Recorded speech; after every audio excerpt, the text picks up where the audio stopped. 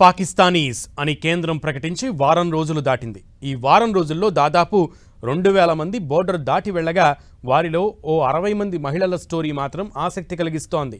ఈ 60 మంది మహిళలు గతంలో టెర్రరిస్టులుగా పనిచేసిన వారిని పెళ్లాడి జమ్మూ కశ్మీర్లో సెటిల్ అయిన వారు. వీరికి ఇప్పుడు పిల్లలు కూడా ఉన్నారు. కేంద్రం నిర్ణయంతో వీరంతా సరిహద్దు దాటి స్వదేశం చేరుకున్నారు. అయితే ఈ క్రమంలోనే కొన్ని సందేహాలకు సమాధానాలు కూడా ఈ డీపోర్టేషన్ ఇస్తోంది. ఏంటా సందేహం, ఏమా సమాధానాలు? స్టోరీ చూడండి, మీకే అర్థమవుతుంది.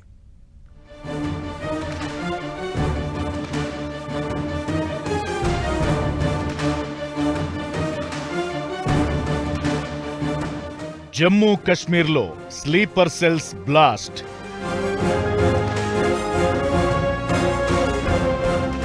తెలియకుండానే ఉగ్రవాదికి ఊతమిస్తోన్న మహిళలు.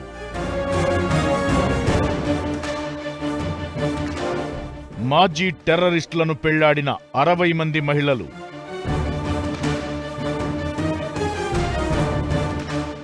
అందరినీ పిల్లలతో సహా పాకిస్తాన్కి పంపేసిన అధికారులు.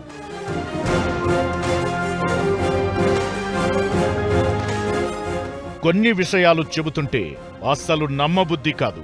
కానీ పెహల్గాం దాడి తరువాత టెర్రరిస్టులు గతంలో జమ్మూ కశ్మీర్లో నిద్రాణంగా తమ పనులు ఎలా చేశారో తెలుస్తోంది. ఈ వారంలోనే సరిహద్దులు దాటిన 100 మంది పాకిస్తానీల్లో దాదాపు 60 మంది పాకిస్తానీ మహిళల పయనమే ప్రత్యేకత సంతరించుకుంది. వీరంతా కూడా స్థానిక బారాముల్లా, కుప్వారా, బడ్గాం, షోపియాన్ వంటి ప్రాంతాల్లో గత 15 ఏళ్లుగా నివాసముంటున్నారు. ఇక్కడే ఓ షాకింగ్ న్యూస్ తెలిసింది. ఈ 60 మంది మహిళలు గతంలో టెర్రరిస్టుల కార్యకలాపాలు నిర్వహించిన వారిని వివాహం చేసుకుని కశ్మీర్లోనే నివాసం ఏర్పాటు చేసుకున్నారు.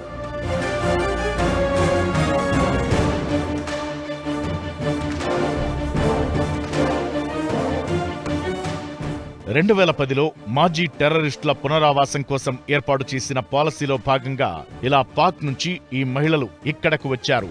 వీరిలో చాలా మందికి తాము పెళ్లాడింది టెర్రరిస్టులుగా వ్యవహరించిన వారిని కూడా తెలియదట. జమ్మూ కశ్మీర్లో ఉగ్రవాదులకు షెల్టర్ ఎలా దొరుకుతుందనే అంశం చాలా మందికి అంతుపట్టని ప్రశ్న. వారిలో స్థానికులే మద్దతుదారులుగా ఉండేవారు కూడా.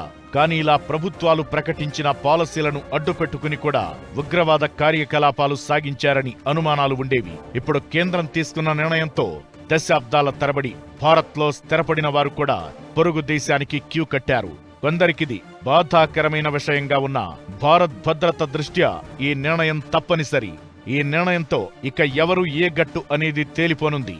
అంతేకాదు, స్థానికంగా ఉగ్రవాదులకు, ప్రత్యేకించి జమ్మూ కశ్మీర్ సరిహద్దుల్లో టెర్రరిస్టులకు ఇక సాయం దక్కదనేది స్పష్టంగా అర్థమవుతోంది.